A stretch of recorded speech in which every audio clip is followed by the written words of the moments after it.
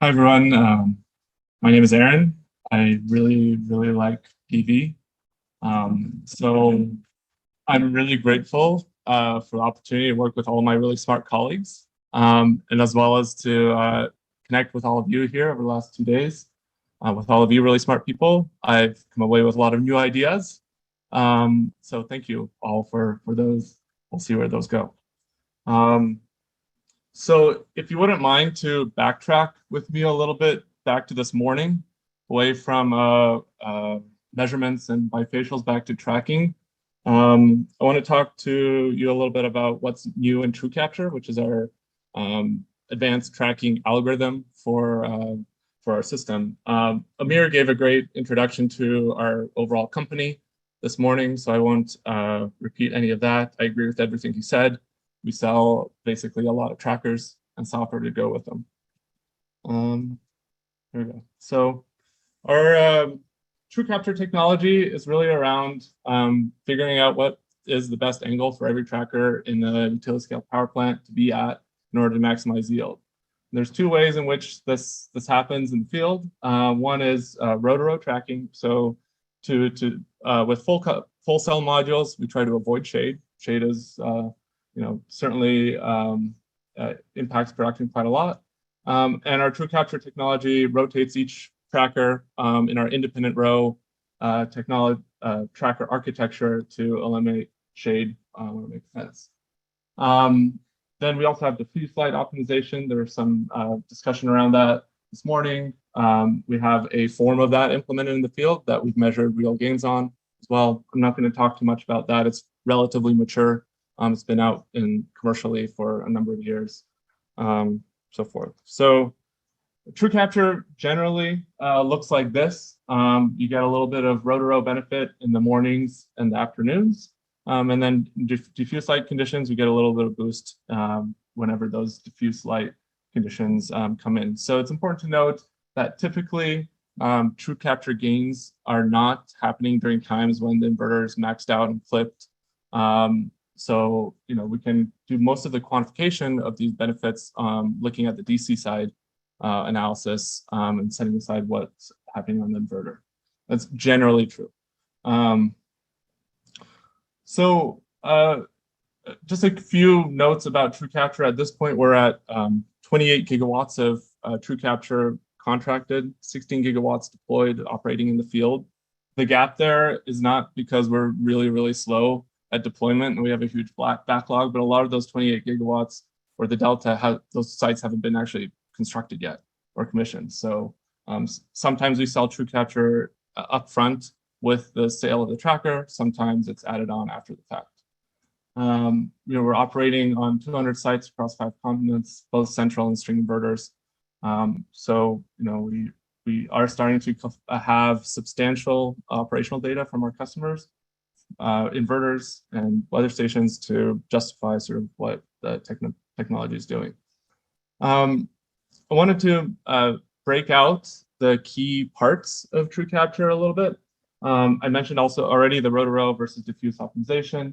The new thing over the last couple years is our new split boost technology, and that's a specialization of the row-to-row algorithm for half-cut modules, and that's what I'm going to focus about today. So half-cut modules have this electrical architecture, which to a first order approximation allows you to shade roughly about half the module and still produce power on the top half. And so, unlike standard backtracking with half-cut modules, there's this balance between AOI loss and shade loss. In some conditions, it's actually more advantageous to tilt the modules further into the sun, accept up to 50% shade on the bottom half, and reduce your AOI losses on the top half. So you produce a little bit more power on the top, and you're already losing the bottom half already. So why not just tilt a little bit further into the sun? And the question is, we don't want to do that all the time because that trade-off changes over the course of the day. So there's a sort of an optimum transition time where we want to switch from this what we call split boost, where we're tracking up to 50% shade back to sort of full shade avoidance.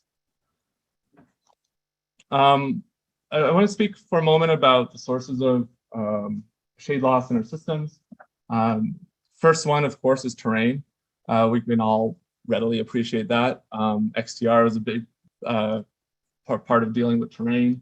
But it's not just terrain, it's also construction tolerance. When these piles are driven into the ground by the pile drivers, by the EPCs, you have variation even on perfectly flat ground between the actual heights of individual tracker rows. You can sort of, I'm not gonna, okay, whatever. I don't know which button to press. You can see that on the picture 2 here. And then you also have the combination. So this is a picture I took at a site visit that was under construction last summer. And you can see, just by nature of the way these are built in the field, there's variation between adjacent rows and pile heights superimposed on top of terrain. So both of these combine to impact what is the total shade loss at a site. And even though half-cut modules, by their electrical nature, are sort of more shade tolerant, they still, even if you start introducing terrain, there's still loss. So even in a location with relatively high diffuse content, this is just in the U.S. Southeast.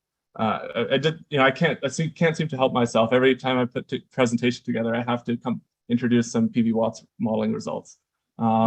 So taking PV Watts version 7, just did some ground slope modifications for a couple different GCRs in this location. You can see that even a modest ground slope, you can lose up to 1, 2, maybe 3% annually as a function of the GCR with standard backtracking on relative to flat terrain. So there's the terrain impact, but there's also this electrical boost opportunity that I want to talk about. So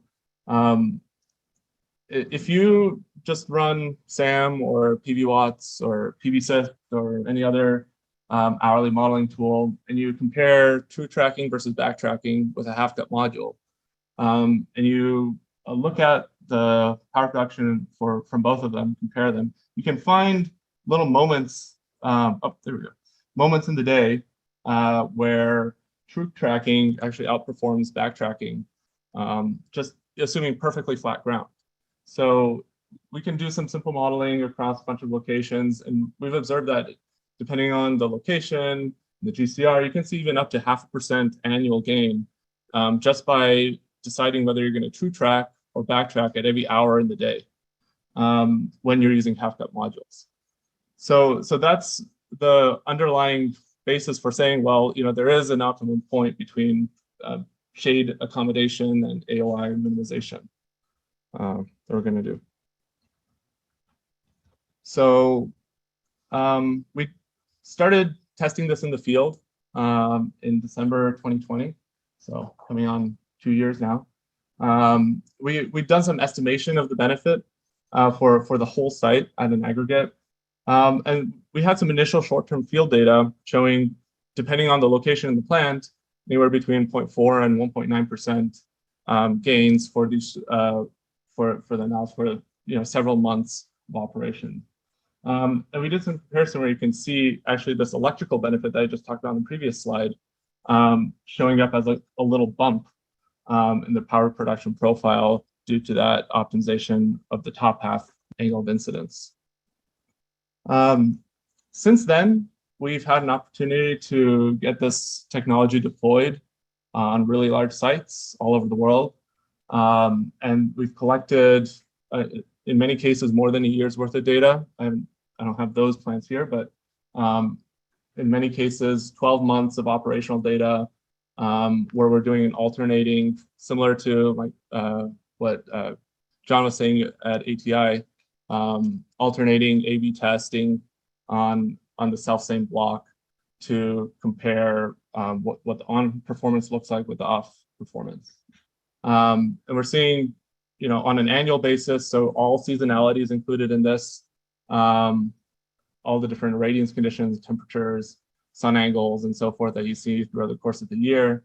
In some cases, substantially higher than percent gain, and hovering around 1% gain relative to standard tracking baseline. Looking at the tracker angles here, these are tracker angles from all the individual trackers on a single NCU block. NCU is a network control unit. That's sort of the unit of like a chunk of a plan, maybe up to 100 trackers or so. You can see like in the very early morning, very late in the afternoon, that's when split boost is active.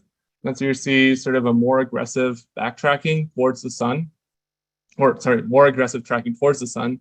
And then at that moment at which it becomes more optimal to avoid shade altogether, we switch back to standard backtracking here, and then follow regular tracking through the course of the day. And then it's reversed. Then we avoid shade for a little while until the AOI part on the top half is more advantageous to take the shade on the bottom. And then you see split boost. And you can also see that it's not just one angle in the block. Every tracker row is doing its own thing because the parameterization for the plant is at the tracker level. So each tracker has its unique set of parameters governing its tracking behavior with knowledge of the geometry of the plant from the tracker in front of it and the tracker behind it. So you get unique tracker angles throughout for each row in the system. So originally I was going to just conclude there. It's nice, you know, it works. Lots of data, but for this kind of technical audience and it being a modeling workshop, I wanted to highlight some of the, I guess, real world challenges that come with trying to get a system like this to work in the field. First one is, you know, there's this question of like, how accurately can we actually avoid shade on adjacent trackers in the field at low sun elevation angles? So a lot of this backtracking is most important, you know, when the sun's coming up over the horizon or the early part of the morning. And none of this is really Nextracker specific. You can reproduce the geometry calculations just as much as you want here. So this little animation is showing that what happens if we have actual tracker angle errors. You know, the mechanical system nominally updates, has a certain mechanical tolerance. These are long rows. You've got one slew drive and a motor in the middle of the row. By the end of the row, there's mechanical friction. The angle at the end of the row might be, you know, a degree or 2 or 3, whatever, may be different from what it is at the slew drive. So you compound all those like mechanical real world situations together, and you still want to avoid shade at the end. So what kind of tolerance do you have to build into your control algorithmic system to accommodate for, you know, the fact that, you know, there's wind blowing and it's a dynamic mechanical system, vibrations and so forth. And you can see that in this case, like at low sun elevation angles in particular, the geometry is such that even like 1 or 2 degrees of tracker error can increase, has this outlandish effect on the amount of light left on the ground. The amount of light left on the ground is this little green line here. This is looking at the ends of the trackers from in sort of a cross-sectional view. So you know, if we have to accommodate the mechanical accuracy, then the natural next question is, how can we have enough accuracy to hit that 50% shade line without inadvertently shading above it? You know, because you really don't want the shade on the top half of the module, because then you're sort of wasting all of the potential benefit there. So on the next one, it's looking at the same question, but looking at a different angle. And what's encouraging is that the geometry actually works to your advantage in this case, because of, you know, you don't have that cosine effect being projected onto a horizontal surface in terms of the amount of light left on the ground.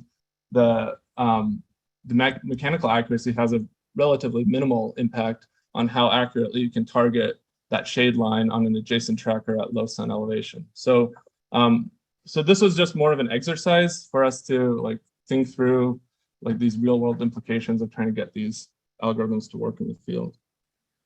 One last topic that I thought would be a little bit interesting to talk about, sort of related to TrueCapture and tracking algorithms and so forth. And this is not really TrueCapture specific either, but what should you do when you have a 2P system, so 2-in-portrait tracker with half-cut modules? Does it make sense to TrueTrack? Does it make sense to backtrack?